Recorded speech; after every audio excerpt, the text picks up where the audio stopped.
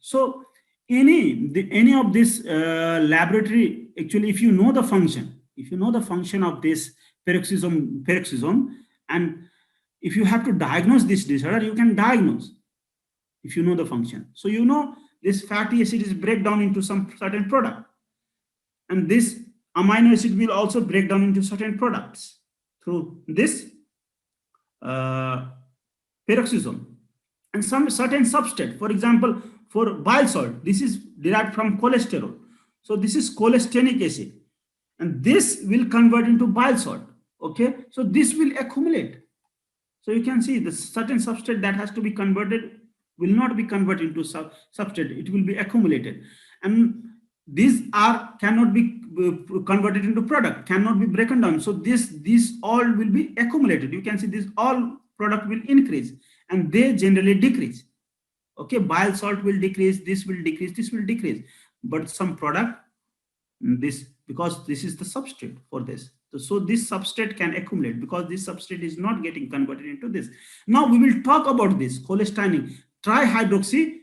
Okay, 1, 2, 3 trihydroxy cholestinic acid. So this is cholesterol derived acid. So we will talk this in bile salt synthesis, and that is why I have mentioned this picture here.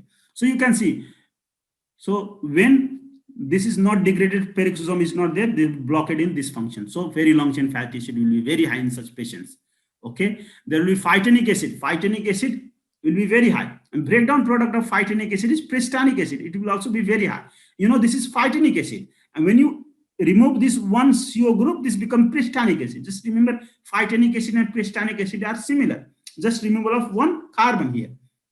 So pristanic acid, phytanic acid will accumulate. Now pipecolonic acid is actually product of lysine. So pipecolonic acid will be catabolized through this peroxisome. So this pipecolonic acid will accumulate. So in blood, you can, if you want to test this all pipecolonic in hydroxyproline, if it is not catabolized properly, so actually oxalate and glycolate will be catabolized through this peroxisome. So these two will accumulate. So you know, in peroxisomal disorder, this compound will not be catabolized, so they will be elevated. If you want to diagnose this peroxisomal disorder, you do this test, you will find that very long chain fatty acid is high, phytanic acid is high, pristanic acid is high, pipecolonic acid is high, oxalic acid, oxalate and glycolate is high. Now let's see the synthetic. So synthetic, because it is not being synthesized, so the concentration will be low. So here the concentration of plasmalogen will be low in such disorder. Concentration of DHA will be low. DHA, docosahexaenoic acid, carbonic acid will be low. And then what else?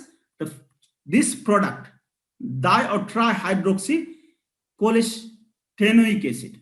Okay, this will appear in plasma or urine. You can see E for erythrocyte, P for plasma.